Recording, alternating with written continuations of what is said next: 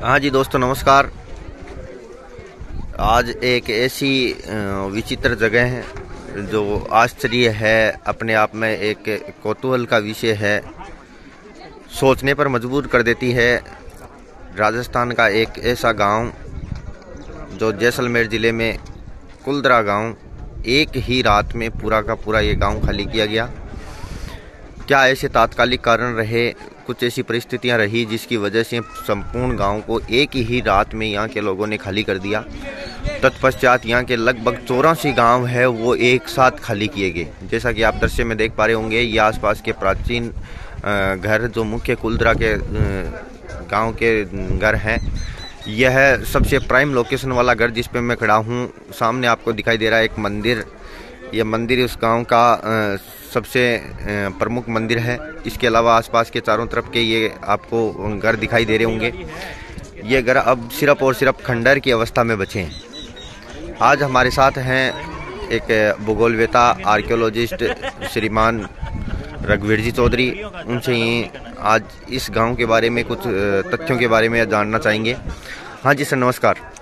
नमस्कार जी नमस्कार सर। जैसा कि अभी मैंने बताया, आज हम राजस्थान के एक विचित्र गांव में आए हैं। Haunted village Kuldhara. हाँ, हॉन्टेड विलेज कुलदरा, स्थापित गांव इसको। थोड़ा सा इसके बारे में आप बताने का कष्ट करें।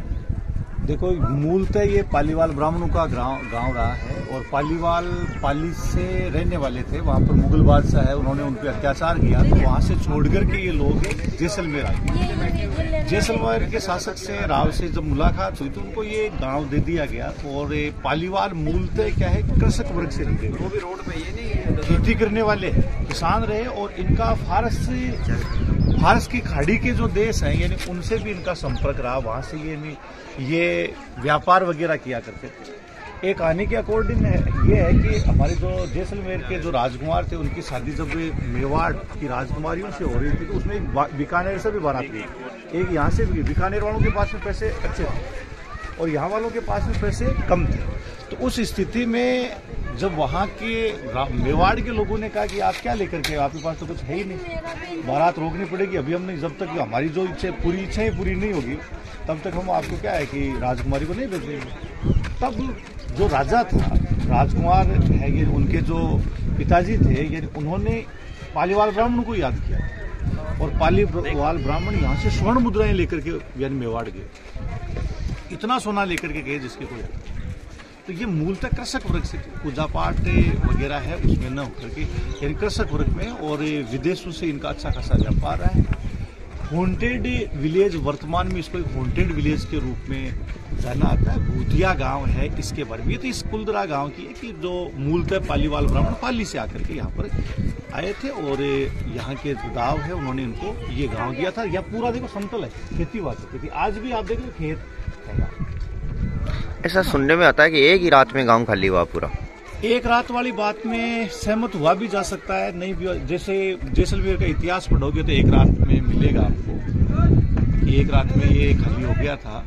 और एक रात में अगर ये खाली होता है तो उसके पीछे किसी न किसी प्रकार के अनहोनी की संभावना होती है, तभी एक रात में खाली होता है। अगर प्राकृतिक आपदा या कोई प्राकृतिक डिजास्टर होता है, सूखा वगैरह होता है, धीरे धीरे होता है। जैसा आज भी हमारे डेजर्ट में ज्यादातर रहने वाले लोग हैं, उनकी ये मान्यता है कि वो एडवांस में 2-3 साल का अनाज रखते हैं। तो मैं दो चीजों को, इसको भूगोल से भी जोड़ूंगा और जो इतिहास है उससे भी जोड़ूंगा। एक तो ये है कि पालीवाल ब्राह्मण यहाँ, जैसे ये जहाँ अपन खड़े हैं अभी, ये मूल घर था, मुखिया का घर था। ये शिव जी का मंदिर है। हाँ, ये शिव जी का मंदिर है। तो इधर से क्या है कि जो मुख्य मुखिया है, उनकी जो लड़की पानी भर रही थी, इधर से सालिम सिंह जी है यानी वो जा रहे थे। उनको वो लड़की पसंद आ गई और उस लड़की की शादी भी थी, लेकिन सालिम सिंह ने कहा इसकी शादी तो हम करेंगे। इतिहास के अनुसार है ये। हालांकि जो सालिम सिंह के परिवार वाले लोग ऐसा नहीं मानते हैं कि वो अत्याचारी थे। हाँ, लेकिन ज्यादातर लोग, दूसरे लोगों के मानना है। इतिहास में भी उनको स्थान दिया है। सालिम सिंह की हवेली भी बनी हुई है।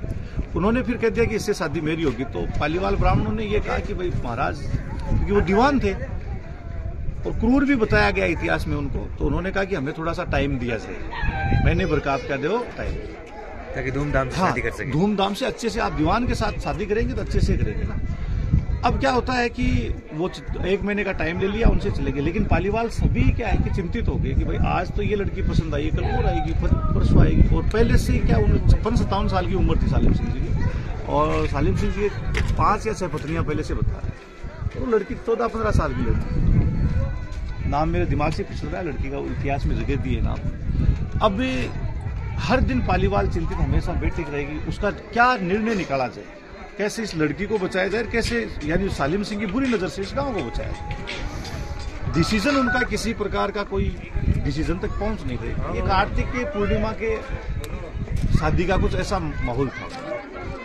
एक तो उन लोगों ने सबने एक दिन डिसीजन लिया कि अब कोई इलाज नहीं है, सालिम सिंह के अत्याचारों से हम नहीं बच सकते, तो एक ही उपाय है कि हमें इस गांव को छोड़ना पड़ेगा। भारी मन से, दुखी मन से एक रात में, जो 14 की रात्रि थी, यानी उसमें सारे अपने जितना सामान, बैलगाड़ियां रखते थे, बैलगाड़ी का यहाँ अवशेष से गाड़ा भी है, आप देख सकते हो, ये वो सारा सामान लाद करके वो लोग एक रात में ही निकल गए। अगले दिन शादी थी, उससे जस्ट एक दिन पहले क्या है वो सारे के सारे। तो ये तो मैं इसलिए मानता हूँ कि अगर कोई संकट आने वाला है, आपको पूरा आभास है, तो आप एक साथ निकलोगे, एक साथ में निकलोगे।